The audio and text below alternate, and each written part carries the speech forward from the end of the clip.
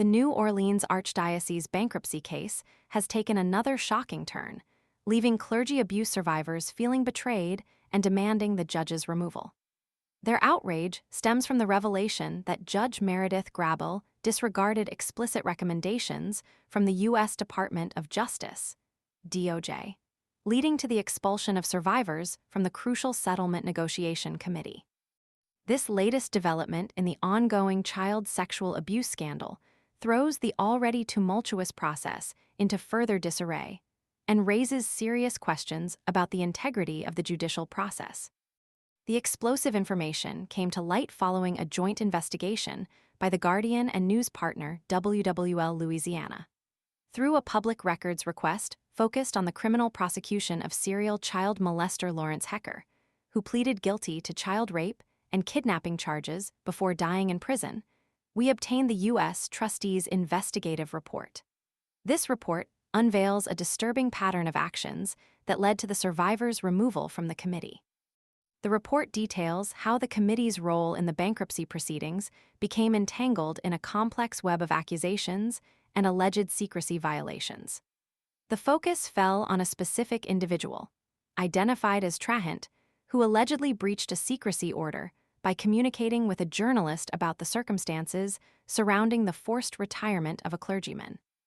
While the U.S. trustee recommended punishment solely for Trahant, Judge Grable took a far more drastic and arguably unjust step.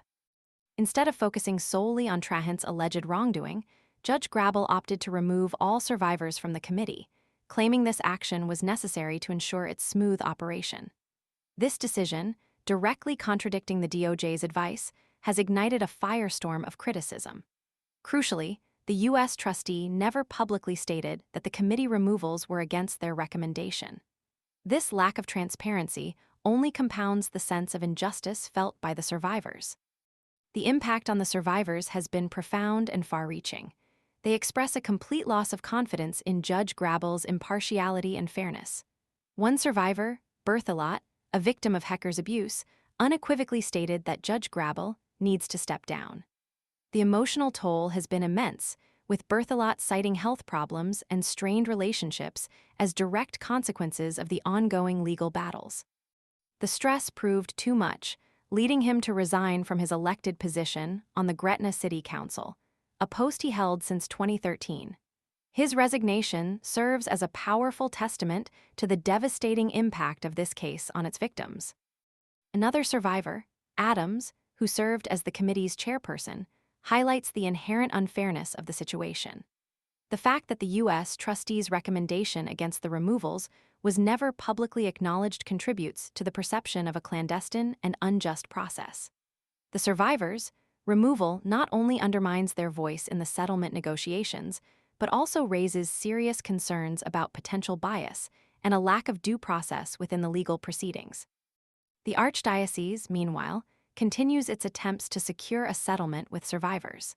In a move possibly intended to demonstrate goodwill, or perhaps simply to raise funds for the settlement, the Archdiocese recently sold a suburban orphanage, an institution with a long and disturbing history of child abuse, to local government officials for $3.8 million.